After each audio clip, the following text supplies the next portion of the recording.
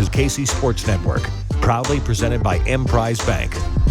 All right, folks, what's good? Another episode, Ain't No Seats podcast, but tonight we're going to be talking a little basketball. Doesn't quite feel, AB was just saying before we started to record, doesn't quite feel like basketball season at all.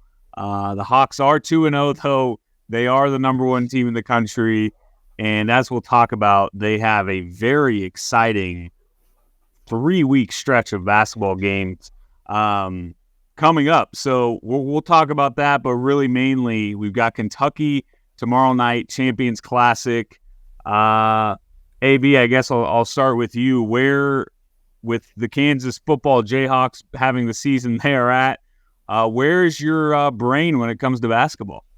It's really low, Ryan. I tell you what. I was telling you guys before, I think I watched the first half of the two games and then kind of checked out and followed. It's tough to do both the football and the basketball thing. Maybe we had it right all along before we got good at football, but we'll get into it. I mean, this team's damn good. By the time we get to Maui or Honolulu this year, we're going to be juiced as ever and excited about number one team in the country, maybe the National Player of the Year. And a team that is going to win a lot of basketball games. They're favored every game until the last game of the season as of now on KenPom. They're going to win a lot of basketball games. So I'm going to be very excited right now. It's like, just give me another month or so. Yeah, that's what's funny. I mean, B-Turn, do you feel like, maybe you are, but like, do you feel like if KU football was having a typical KU football season where we had 3 wins and the season was very over, would we just be absolutely jacked about this week? I mean, start with Kentucky. Champions Classic's always just a great, great event. Do we feel like we'd be more jacked if KU football wasn't as good, or is this just how, I don't know. Like, are you still very excited with this season getting going now? Yeah, I mean, I know how good we're going to be, but my excitement level is not really close to what it usually is. I mean, if KU was in for a losing season in football, I think it would be completely different. But obviously, every week there's implications on these games. They were obviously in the top 16 or whatever in the college football playoff last week. So, yeah, I would definitely be more excited. But I think just getting older and maturing, we know these games don't mean a ton early in the season. Like in our college days, when you're playing against Duke, like Jabari Parker and Wiggins, that matchup, like that's end of the world, and you want to win that game so bad. But now it's not a massive deal. If they lose, but it'll be a great test. Kentucky has obviously some big time freshmen, and they have a couple good seniors too. So played NC Central and Manhattan, but we'll have a nice test on Tuesday. And I really like KU's personnel. They got a lot of experience back, and they should be really good defensively. So can't wait to watch. Regardless, there'll be 2 good games on back to back. It's always great, and it's been going on for a while. So we obviously love the Champions Classic. Where do we stand on it not being the opening night? I think it definitely is going to go. I would hope we get a better product. There's definitely been some Champions Classics where it's like, what are we watching? This is a disaster. But I will say, I think that's also part of the reason there's not that same buzz in the air for these games, is because it used to be the start of the college basketball season. How do we feel about the switch to the next week? It's boring as a fan. It drives me crazy that the first week of college basketball, there's like really nothing good to watch. Like, coming off a long weekend of football, you want to tune in on a Tuesday and watch good games. We'll get that tomorrow. But last week it was like, oh my God, basketball's back. That's cool. And then it's a bunch of the top ranked teams winning by 40 points, unless you're coached by Tom Izzo, who doesn't start trying until March. We got Duke, Arizona. We did. We got a couple towards the end of the week. And that was a fun game. Also, Izzo, my God, what is this guy? I'm telling you, if I were a Michigan State fan, he would have me. I would be so. He's got them in a stranglehold, man, because they can't ever get rid of him, and they never should. But I mean, I know they've been to tons of Final Fours, but how many times are you going to go to a Final Four without winning a Natty? To be, I don't know, at a certain point, I would go insane if I were a Michigan State fan. They'll still be really good, but you can't lose to James Madison when you're preseason top 5. That's a debacle. But Yeah, it's like, but what can you do? Like, you can't fire a head coach that's won a national title and, like you said, made all those Final Fours. So it's like he's probably a for lifer if he wants to be, like, locked in forever. Obviously, give him chances every year, and he'll make 3 of the next 10 Final Fours too. Like, he'll keep doing it. But can you ever picture Izzo winning another title? There's just no way I can picture it. No, he just doesn't. He never seems to have like that talent that you need to get. He's always making the Final Four as like a 7 seed and a 5 seed and a 4 seed. It's like those are the teams that you're happy to be there. We used to talk about this with KU basketball, like when the Devontae 2018 team made it. It was like, man, it was awesome, but that wasn't the team we really wanted to make a Final Four. We wanted a team that could show up and be the best team in the Final Four, like in 2022. So I don't know. I don't know why we just went on an Izzo tangent, but it really does. I was having that thought the other day, like, man, he's obviously a Hall of Famer, a top 10 coach in the sport, but Michigan State fans have it kind of rough because Final Fours are fun, but it would be tough to see. What have they now seen? 7 straight Final Four losses? It's crazy. It is pretty tough when you say it like that. Yeah. Wow. So they haven't made the championship. Or just they've lost. They made the championship. They played UNC, right? Yeah, in 09. Yeah, I always said that KU should have made it to the championship. Yeah. Yep. Okay. Wow. So, we're talking hoops, boys. they're in the Champions Classic, right? So it's okay. Yeah. Yeah. But what I was going to say, AB, we did get Duke, Arizona opening night, or that first Friday night, which I thought was pretty cool and very funny that Duke lost. But let's talk KU, Kentucky. I don't even know. What are the opening lines? I realized I should have looked at that. I think it's KU 5.5. At least last time I looked. KU by 5.5. Yeah, they're going to be led by Antonio Reeves. He's a senior. He'll probably average 15 plus, and then they have 3 top 15 recruits or 4. Justin Edwards was like the top 5 guy. DJ Wagner, Rob Dillingham, and then they have Trey Mitchell, who was at Texas and then at West Virginia. And now he's at Kentucky. He's averaging like 14 and 8 right now. But yeah, I think Antonio Reeves will be their go-to guy early on. I don't know which freshmen will separate themselves. That's kind of how Kentucky is every year. They have a bunch of freshmen that you aren't quite sure who's going to be the guy, at least as of late. I feel like they never have like I don't know. It's been a while since you feel like they have for sure like. Yeah. Well, like the AD days, like AD and Kid Gilchrist, you just knew were just stars. Now it's just like a bunch of freshmen jumbled up together, and there's never like a star, I feel like. Well, they've been getting like the numbers 7, 8, 9, 15, 20 guys, whereas they were getting the number 1, the 3, and the 7 guy. Like, and we all know what happened. Coach K started getting, Nike started funneling those guys to Coach K and still doing it to Shire. So yeah, Calipari went from getting the auto lottery picks, like I would say top 5 picks, to he's been getting like a bunch of Kelly Oubres, which is a great guy to have on your team. He was very talented, but you saw how long it took him to figure it out. It took him like half a season to even get big minutes. So yeah, it'll be interesting. You would hope that with the team that we've got with McCullough, DeJuan, Dickinson, guys that have just played, KJ's now played a ton of games. We've got the experience. We've played in big games. I would hope we don't struggle with a young team like this, but I do think, correct me if I'm wrong, B-Turn, this is probably the best recruiting class Calipari's had in a while, right? I mean, he's always been good, but I feel like they now have a couple big top 5 type guys. The Wagner guy, was he number 1? No, he was inside the top 5. I think it was like Ron Holland and Isaiah Collier that's at USC, who I think those were the top 2. But yeah, I think they have 4 top 15 or 20 guys. I think 3 top 10. So I'm not sure on every site, but I was just looking before. Edwards was number 3 on 247 or 24/7. So yeah, it's kind of weird. I was just talking about how I feel like they used to be led by the freshmen, but lately, like Oscar Shibwe was their guy for a while. Now it feels like Antonio Reeves and like Trey Mitchell, who are both seniors, will be their guy. It's kind of been since like Shea and Jamal Murray. Like those dudes are pretty nasty there. So yeah, it's just a little different. I feel like from Kentucky, but they're obviously going to be as talented as anyone. It's obviously been a while since Coach Calipari went deep in the tournament. So he's kind of not on the hot seat, but Kentucky fans, I mean, we read Rep Rafters. They're on his ass. I don't know how much longer it really will be.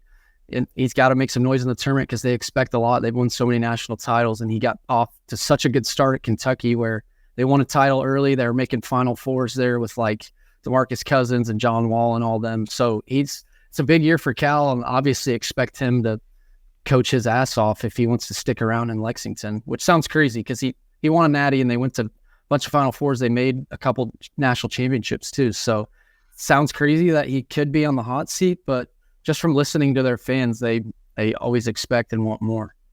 I'm sitting here laughing because I'm trying to pull up the tweets from like what Kentucky has done since 2015. Yeah. So since 2015, Calipari, 0 Final Fours, 1 second round loss, 1 Sweet 16 loss to a 9 seed, a 9-16 season, lost to a 15 seed, and then lost to K-State last year in the second round for the second time in the last 4 tournaments.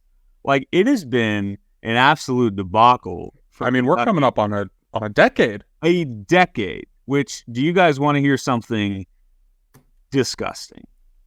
Wow. Andrew Wiggins, Duke game, 10 years ago. Crazy. 13. All right, Chris was writing us up. Yeah. It's too loud when KU won that game. Yeah. So, that was That was a good time. Wiggins step back and then the breakaway dunk and all the hype you had, because that was first game of the year. So you had all those expectations, the pictures with him doing Wilt Chamberlain poses and then he closed the game out for KU against a loaded Duke team. So that's one of the better Champions classic memories.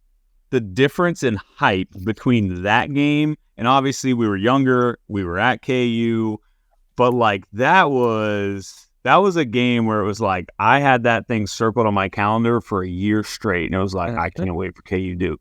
That in so much, him versus Jabari, us versus Duke, top 5 matchup, I think it was. That was so awesome. I wish Calipari could get it together at Kentucky, because this would be pretty fun if it were KU Kentucky 1 versus 2 or 1 versus 4 or something, but So let me ask you, what do you think the current freshmen at KU, when they hear Andrew Wiggins, what do you think they think?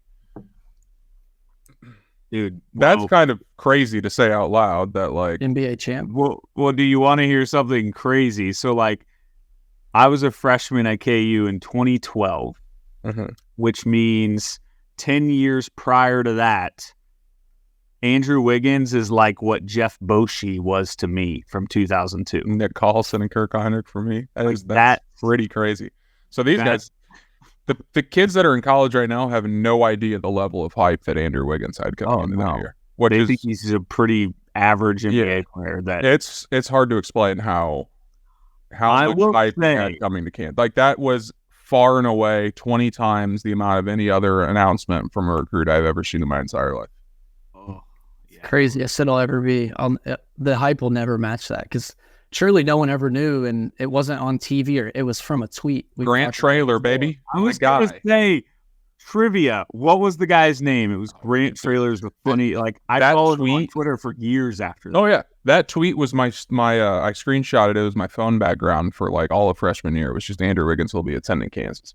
That was a magical moment. The storyline against Duke, because you had the two, it was obviously an argument between Jabari and Wiggins as the top recruits. They play each other. It's at the United Center in Chicago, where Jabari's from. Michael Jordan's building, and Wiggins closed it out, and you're oh my, how is anyone going to beat this team? I remember going to that freshman year, thinking Wayne Sullivan could be the best player on the team, and you had Embiid, you had Wiggins. That team was so like Tarek Black was coming off the bench, an NBA player. They were so deep. Like that was, I'll never forget that game. Yeah, and back injuries, tough. We still feel them to this day. But all right, let's. I could sit here talk Wiggins that year all night, but we don't have time for that. Let's take our first break, and then we got to actually get in. We'll start making some predictions. We'll start talking KU Kentucky. But I guess before we hit the break, we got to talk about home field. If you haven't yet, if you haven't purchased one of their hoodies, if you haven't purchased one of their new bomber jackets, KU bomber jackets are absolutely electric. Home field does not miss. I say this all the time, but like every time they come out with something new, it's like, my goodness, these guys are incredible. If you don't know who Home Field Apparel is, shame on you. Yeah, first off, shame on you. Second off, they are what I always say. They make the designs that you're always sitting there saying, I wish we could get a shirt like this. I wish we could make a jacket or a hoodie like this. They've got the circus font. They've got the script Jayhawk hoodies. I own both of those. They've got whatever AB just showed. They came out with some football merch here recently, the Orange Bowl shirts. Now the bomber jackets. Just go support Home Field. We promise you will not regret it. Homefieldapparel.com. We'll take a quick break and we'll be right back. Thanks for listening to KC Sports Network. Make sure you download our new app. Find it on the App Store or Google Play. Just search KC Sports Network. All right, so we go into Kentucky tomorrow. It's pretty clear. I think the starters are going to be DeJuan, El Marco, McCullough, KJ, and Dickinson. Now, the question mark in the offseason was who was going to start at the 2. We thought there were going to be 3 options. It's down to 2. But I don't know about you guys, but I am absolutely in love with Johnny Furphy. I don't think there's a spot for him to start on this team. I saw people saying it. I don't think he can play the 2, but it's going to be tough to keep him off the floor because we need his shooting bad. So I don't know. I guess let's just start there. I think we feel good about the point guard. We feel good about center. KJ, we'll talk a little bit about KJ. He's been good though. But like B-Turn, where do you stand on the 2 spot? Like, is that the biggest concern right now for this team? El Marco, Timberlake, neither of them have really like taken the clear jump to be the guy yet, have they? Yeah, I wouldn't say it's a concern. It's obviously just a question mark of who's going to step up. And I think El Marco just brings so much more to the table. Obviously, Timberlake has proven it at the D1 level. I'm not high level D1, but he was obviously a really good shooter at Towson. Defense was the worry, but El Marco can just bring so much to the table. He's super quick. He's athletic. He can defend. And he's ultimate competitor. I know it was against Manhattan, but he had 10 assists on Friday. So was hoping his jumper would look a little better. He hasn't shot it well so far. That hasn't looked great out of his hands, but I think he's obviously a highly touted recruit. People think he could be a first round or a lottery pick someday. I don't know when, but yeah, Timberlake, I mean, he started the exhibition game and then El Marco started the first 2 regular season games. So I would expect it to be El Marco. Maybe at the big stage, they want to go with an older guy and Timberlake. So yeah, I don't know. There's 4 locked-in starters. I would think El Marco, but yeah, it's got to be one of the question marks is the 2 spot, and we definitely need shooting. So if El Marco or Timberlake or Furphy can get inside the starting lineup, and we have a deadly shooter outside of having the 7'2" big that scores every time he touches it, and the best facilitator in the country at point guard, he's going to be lethal. Yeah. AB, you said it. You haven't fully dove into the season yet, but just, I don't know, give me some off the top of the head AB takes on this team. Any concerns? You called KJ starting at the center last year, like 6 months prior. You got any takes? You got any things that you just feel strongly about when it comes to this team? Not particularly. I like how they've been shooting, at least from what I've watched. I didn't expect that. I don't expect that to continue, but maybe it's a little bit better than we thought it would be, and if that's the case, that's good enough. And then the other thing, this is just like I've seen them run this play like 10 times, I feel like. The high-low, the pick and low with DeJuan and Dickinson up top and KJ in the short corner to where that's just like pick and choose who you want to dunk the ball. Yeah. It does so many things to me. Like, it gives me, oh my God. It's so sexy, dude. I can't even describe how hot it is to watch those three. Just, I don't know. Yeah, everything just looks like smooth and seamless. And I know we played two teams that are ranked in the 300s in Ken Palm, and that, like, those games aren't going to tell us much, but just seeing how easy and like seamless and together they almost felt. And I know a lot of these guys have played together, but a lot of them haven't played together, and it just feels like it's come together pretty quickly so far. I mean, I was the other night trying to think of an over-under how many dunks he would have this year, because he's going to get so many lobs from Hunter and DeJuan. Like KJ, he might dunk 500 times this year. I think he's going to have an awesome year.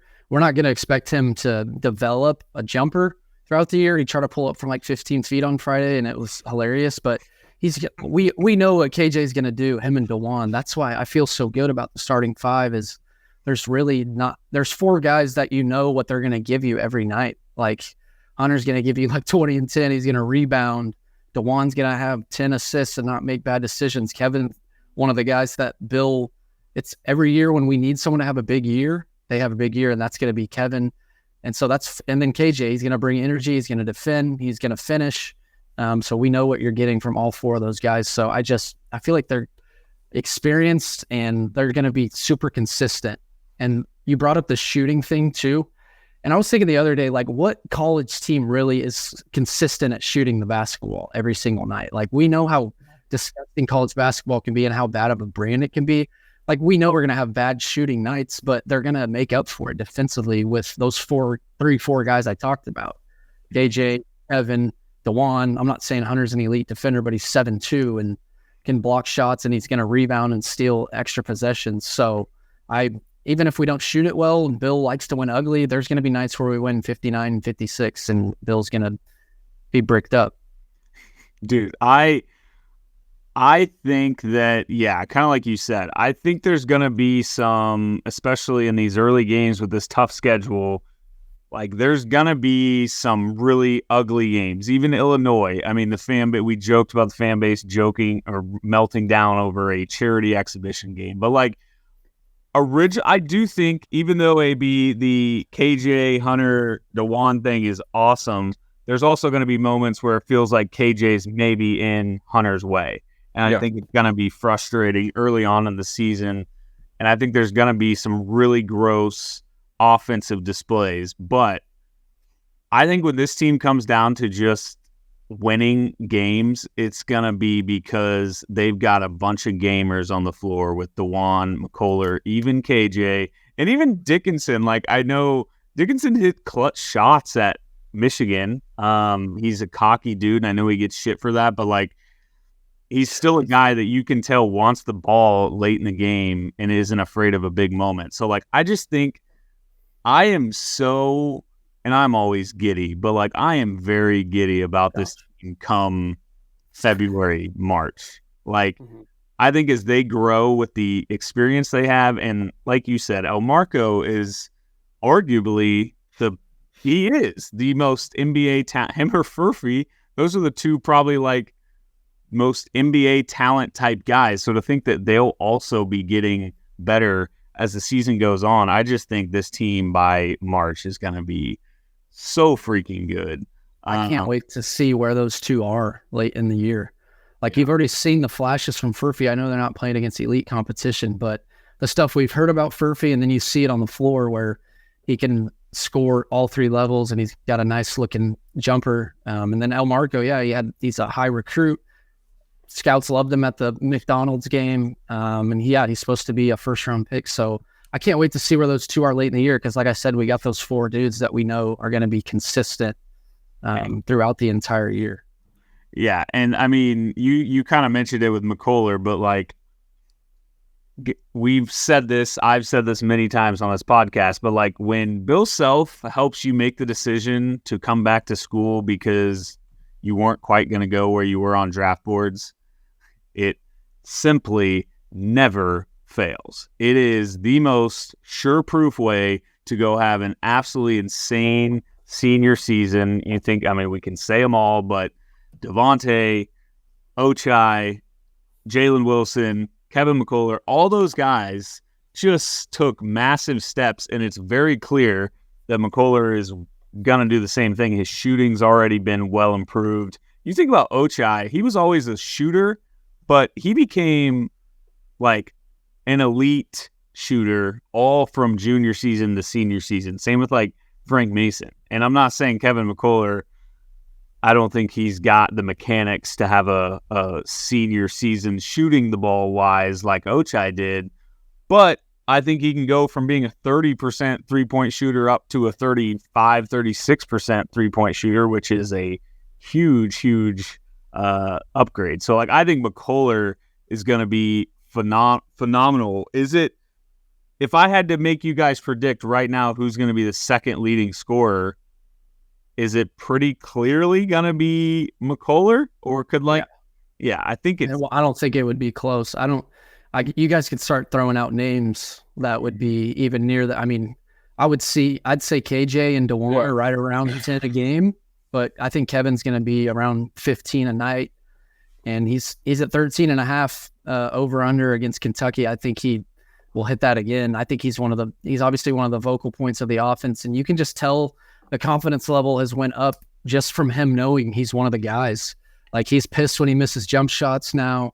Last year, you obviously had Jay Will trying to go pro. Grady, when you have a freshman, you get that high of a recruit, you need them to go pro, and Bill, so you keep getting more. So Kevin obviously wasn't one of the main guys last year. He kind of was, we needed him to defend, which we still do, but he knew what his role was. Now he knows he needs to step up, not only for the team, but to go pro. So he knows he's one of the guys. You can tell that confidence level has taken off, and I really think he's going to have an awesome year. And if that guy, I was thinking against Manhattan, if we can go deep and maybe win a national title like Kevin McCullar, man, he's going to end up being a legend, almost kind of like what Ochai did. Ochai was gone. He came back, one of the players of the year, won the national title. Kevin could do the same thing. And just so glad it wasn't that 1 year here at KU for him. Oh, it would have been so brutal for McCullar to just kind of be like no offense to Dedrick Lawson, but Dedrick Lawson just kind of gets forgotten in the history of Kansas basketball because of the season he played here. And that's what would have happened to McCullar, even though he did win a Big 12 title and all that. But Kevin McCullar is going to be a guy the fans just love because he's going to bring it every single night. He's going to be, and we've joked about it, but like Bill Self loves guys like Kevin McCullar. All right, AB, you want to do a quick DraftKings ad, and then I want to talk about some prop bets via DraftKings, and then make some predictions for this game and maybe even this season. So go ahead, AB. Yeah, can you guys believe how deep we are into the NFL season? We're over halfway there. It's freaking me out. But we got to make every second count. And with DraftKings Sportsbooks, you can make the most out of every game day. Bet on your favorite teams for a shot at winning big bucks. New customers can score $150 instantly in bonus bets for betting 5 on any matchup. There's big games this weekend. Braden, we were talking about it earlier. I think I saw the Ravens are -3.5 Thursday against the Bengals. That game is just fun. We had shit primetime games this last week, including right now. We have good ones coming up into the heart of the season. So get in on the action with DraftKings Sportsbook, an official sports betting partner of the NFL. Download the app now and use code KCSN. New customers can score $150 instantly in bonus bets for just betting $5 only on DraftKings Sportsbook with code KCSN. The crown is yours. Gambling problem, call 1-800-GAMBLER. In New York, call 877-HOPE-NY or text HOPE-NY. In West Virginia, visit www.1800gambler.net. Please play responsibly. In Connecticut, help is available for problem gambling. Call 888-789-7777 or visit ccpg.org. On behalf of Boot Hill Casino and Resort, must be 21 or older in most eligible states, but age varies by jurisdiction. See DraftKings.com/sportsbook for details and state-specific responsible gambling resources. Eligibility and deposit restrictions apply. Bonus bets expire 168 hours after issuance. Terms at sportsbook.draftkings.com/football terms. Speaking of DraftKings. Yes, the very same. B-Turn, you mentioned the McCullar over under 13.5 points. I do really like that. But am I reading this correctly? And am I an idiot? But like DeJuan, I guess it's minus 120, but like DeJuan assist is over 5.5.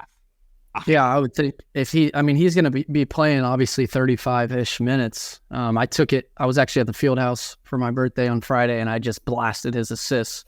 He was at 5 with like 15 minutes left, and it was a blowout. So that's not really a tough beat. I mean, you kind of got to expect that. That's probably why they only put it at 5.5. So yeah, he's not looking to score right now. He didn't even shoot the ball until his first shot attempt didn't come till like the second half against the Manhattan game. So he hadn't shot the ball in almost 60 plus minutes into the season. So yeah, I obviously love that.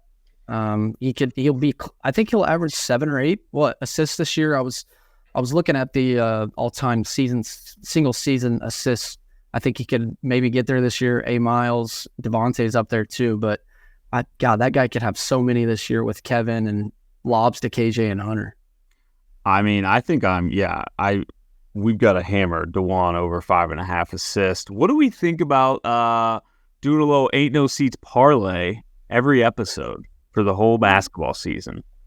Just come up with one. Yeah. Throw a little DeJuan over 5.5, Kevin over 13.5, and then maybe AB. Hawks to cover. Did I tell you about opening night against NC Central? They put up props the night before, and they had Kevin McCullough 13.5, and they had Nick Timberlake 12.5, which Timberlake ended up going over, but yeah, it wasn't even close. McCullough was like plus 500 or 600 to have 20 plus, and he hit that. I was gonna take it, but yeah, DeJuan was 5.5, and 8 plus was like I got it with a boost at plus 500. So shout out DraftKings for all the boosts, which are fire. But yeah, he ended up having 8 or 9 in the first half against NC Central. So I love his assist prop every game. Yeah. So let's see. What does this little parlay do? If you go put this in, Kevin over 13.5. Kansas minus 5.5, and DeJuan over 5.5 plus 400. And if you have a little boost out there, that could be real nice. So sprinkle some. We'll see how it goes. That cover. I will say this about Champions Classic. It feels like those games are always going to be close. Doesn't matter how good you are, how bad the other team is, just as early in the season as it is. It feels like it's always ugly basketball. But we've now got 2 games under our belt. We've got weeks of practice under our belt. I think we hopefully will see a little better of a product. But okay. I want to make predictions. KU Kentucky, that's fine. We can predict that. What I really want to hear are what your guys' official predictions are for this entire season. Oh, talking easy. Type of record. I mean, not exact record. Oh, I'll give you exact. Yeah, well, I'm probably going to give you exact too because I went through the schedule. I was waiting for you guys to join, but AB, you go. So we'll start with AB because he's got the evil AB grin on like he's ready to cook. Let's go through your evil brain. You said last episode 29-2 before Big 12 tournament. 29-2. Wow. Are you in the same boat? No. Well, I think they win tomorrow. I think their route in Honolulu gets them obviously at least 1. They're not losing to Chaminade. And then they get Marquette. Who's number 4 in the country? I don't care. They were also top 5 in the country. We beat them by 150 points in 2003.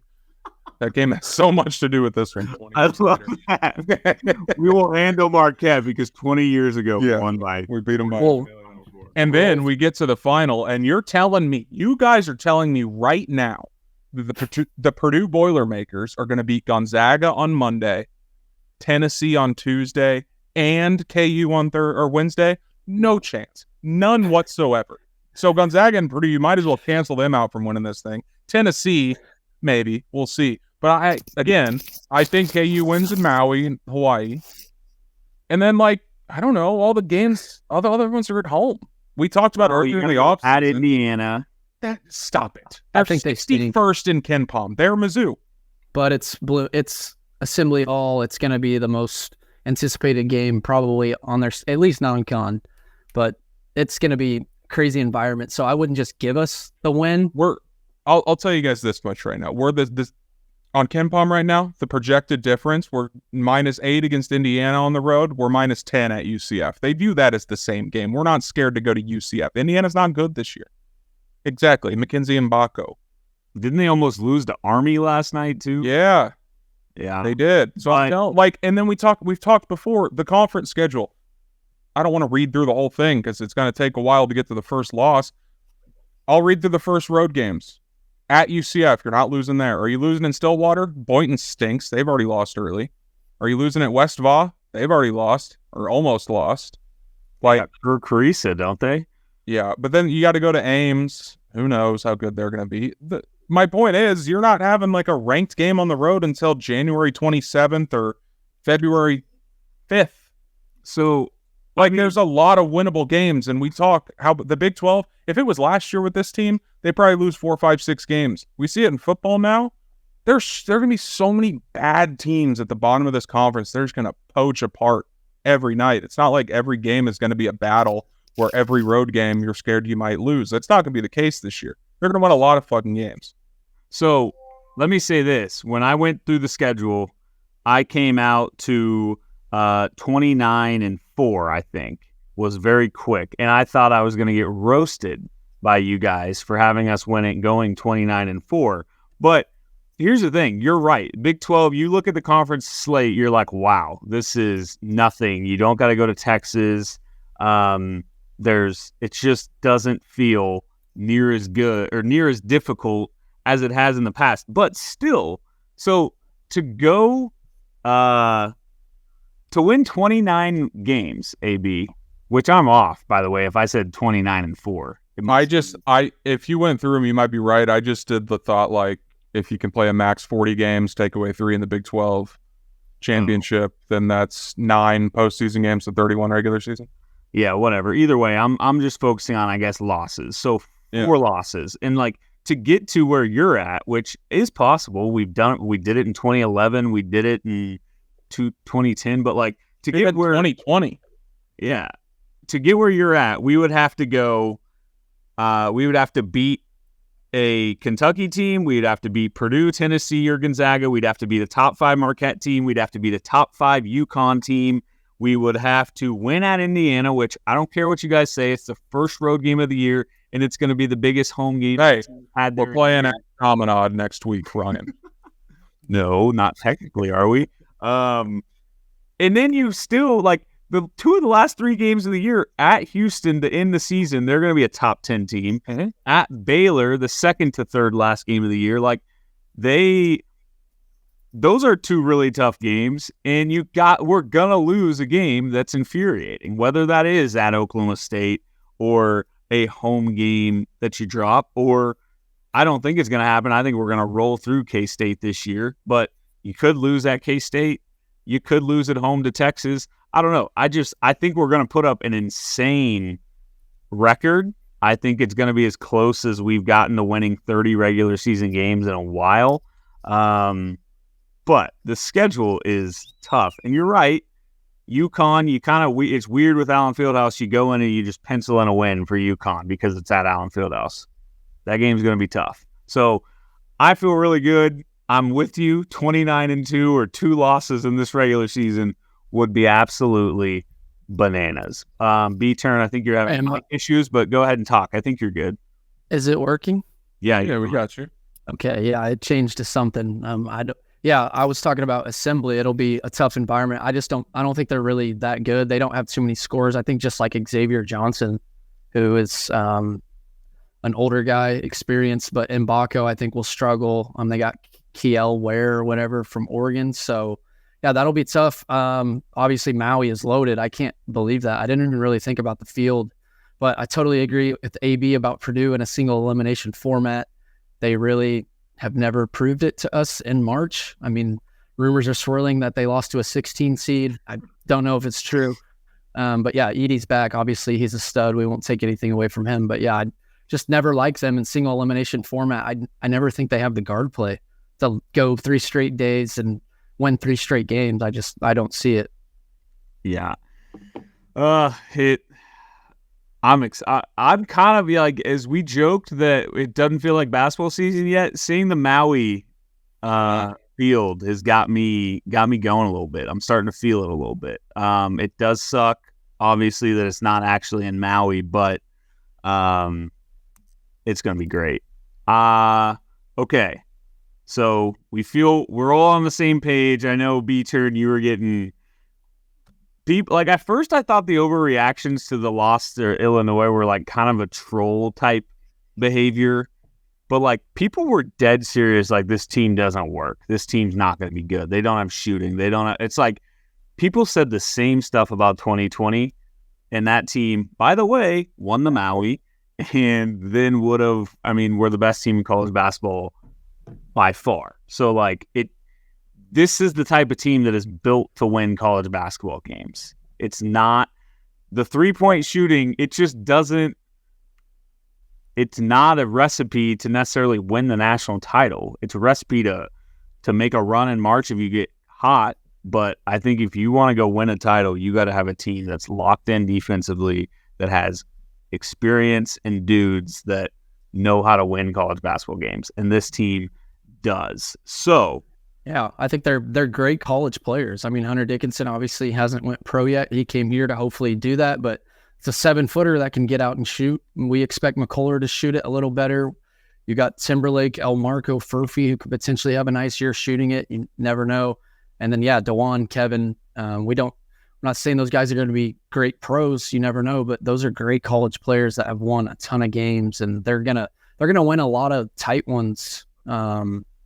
I think a lot of tight games, like the experience on the road against, like, say Texas Tech or something in a tough environment. I trust those guys down the stretch. So yeah, I think it's going to be one hell of a year. And yeah, after the Fort Hays State game, it's kind of what it was. We only scored 73 points or something, won by 18, and fans on Twitter were actually concerned. But we played in Puerto Rico and we were so good. I feel like everyone was so amped about those games that don't count. And then yeah, we come back exhibition game and everyone's melting down because we can't shoot, and I guess we're not athletic. Yeah, well, we also saw an all-time meltdown in March, 2 weeks before we won the national title. So our fan base done some weird things. I have a question. Is that Houston game on the road still in Mexico City?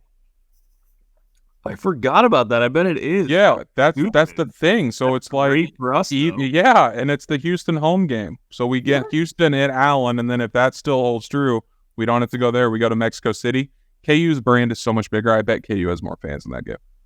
So like, I don't know. Like, imagine if that. Are we sure? Because that could decide the Big 12 title. Like, can you imagine? Right. I'm looking at an article on final day, and we're playing in Mexico City. That is a big.